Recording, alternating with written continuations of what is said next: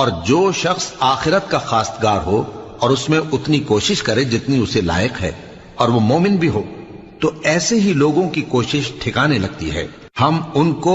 اور ان کو سب کو تمہارے پروردگار کی بخشش سے مدد دیتی ہیں، اور تمہارے پروردگار کی بخشش کسی سے رکی ہوئی نہیں۔